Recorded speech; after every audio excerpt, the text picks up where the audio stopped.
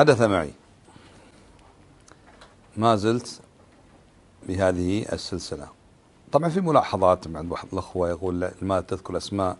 أنا أحاول إن شاء الله أني ما أذكر الأسماء بقدر الاستطاعة، لكن أحيانا ذكر الاسم مهم يعني، أو ذكر الاسم بدون يعني أن يلحق المذكور اسمه شيء من اللوم. حدث معي قبل نحو 30 سنة، كان في طالب ألباني اسمه أمير. هذا الاسم المتداول هو اسمه صعب أجنبي، لكن مسمينه أمير. طالب في المعهد الديني، عمره 16، أولى ثانوي في المعهد الديني. وكان يأتي إليه في مسجد المعهد الديني اللي سمي الآن أفتكر مسجد العجيري في قرطبة، واحد اسمه حسين رضا، أظن يمكن اسمه عبد الحسين عبد الرضا، المهم هكذا اسمه حسين رضا.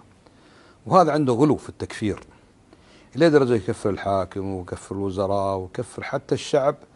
أي واحد يدخل انتخابات أو يصوت انتخابات أو يدخل فرعية ويسقط بعد أيضا كافر عنده الكل.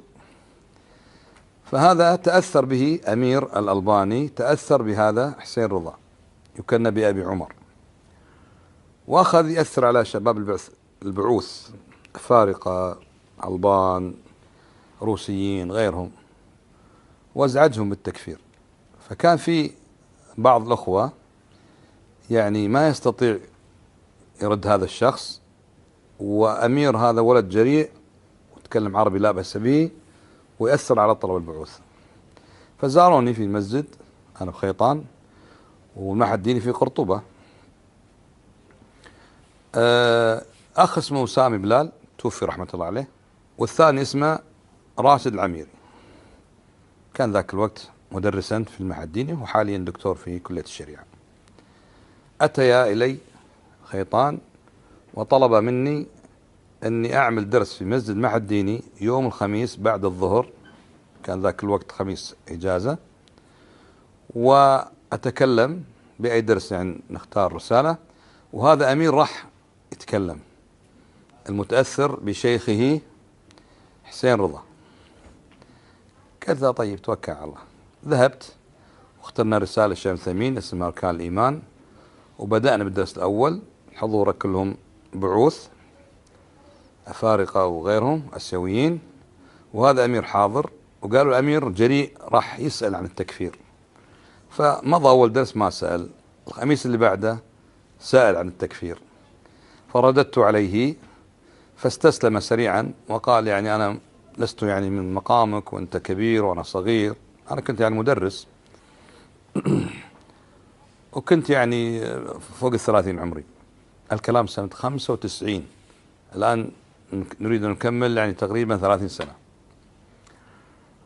قلت له طيب ما المطلوب؟ قال لي شيخ كبير ذو علم كثير أأتي به. قلت أأتي به بشيخك الكبير ذي العلم الكثير. الأسبوع اللي بعد الخميس ما حضر شيخه، قال اشترط أن يكون في تسجيل. قلت وأنا قبلت الشرط. الأسبوع اللي بعده حضر حسين رضا هذا ومع كتب وكذا. طبعا هذا يعني عنده غلو في التكفير كما ذكرت لكم. فقلت تفضل تكلم ساعة كاملة، من الساعة 1:17 ظهرا إلى الساعة 1:18. وأنا أسمع أسمع أسمع أسمع. بعد ما انتهيت قال نعم. قلت أنت من مشايخك؟ من مشايخك؟ فقال سليمان العلوان وسعد العبد الله. قلت تقصد عبد الله السعد؟ قال نعم. طيب سعد عبد الله كان سعد العبد الله ولي عهد الكويت رحمة الله عليه. هذا يقول بسمي مو عارف اسم الشيخ، يقول سعد العبد الله، هو عبد الله السعد واحد بالرياض. قلت تقصد يعني عبد الله السعد؟ قال نعم. قلت كم أعمارهم هذول؟ أعمارهم ذاك الوقت بالثلاثينات.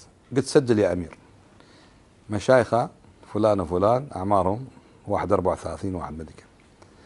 قلت له قولك هذا هل يقول به الشيخ بن باز؟ قال لا. هل يقول به الشيخ الألباني؟ قال لا. هل يقول به الشيخ ثمين؟ قال لا. هل يقول به الشيخ مقبل بن هادي الوادعي؟ قال لا. قلت سجل يا أمير. كلام هذا يختلف يخالف العلماء الأربعة هؤلاء. طبعا الله المستعان، ذاك الوقت كان الأربعة هؤلاء كانوا أحياء وتوفاهم الله عز وجل، صرنا أيتام من بعدهم، كان الأربعة أحياء. دخلت معه نقاش طويل وسجل. والشاهد من هذا أن هذا الكلام قبل 30 سنة تقريبا، وأنا بفضل الله عز وجل أناقش التكفيريين. ومع ذلك في بعض الناس إلى يومنا هذا يريد ايش يقول؟ سالم المطويل تكفيري، لأنهم تكفيريون، أرد عليهم فيعكس التهمة. يعني هذا ليس بغريب.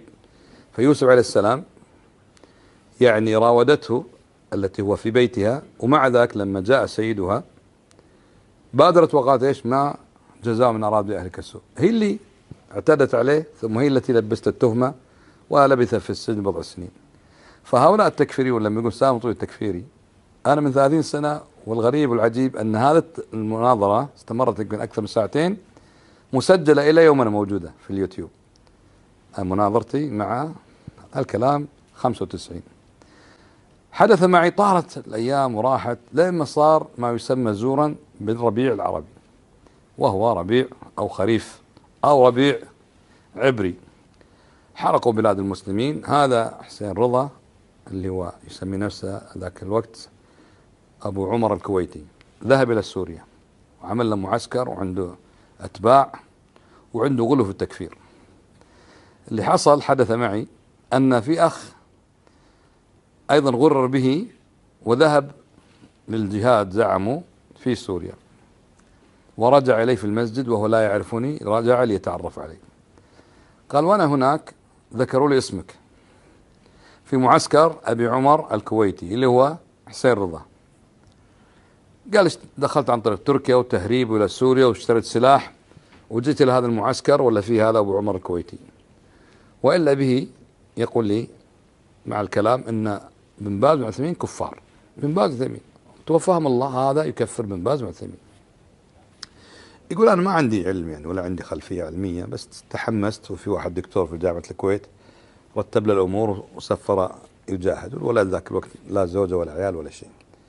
قلت تفاجأت، يعني أنا عامي لكن أعرف أن بن باز وعثيمين علماء، كيف يقول عنهم كفار؟ فتواصل مع أحد الأخوة، تكلم معه عن طريق الاتصال يسمى الثريا، قال لا هذا كلام مو صحيح، بن باز وعثيمين علماء واترك هؤلاء. يقول رجعت لقيت أنا كلمت واحد بالكويت وقال كذا وكذا، تبي تناظره؟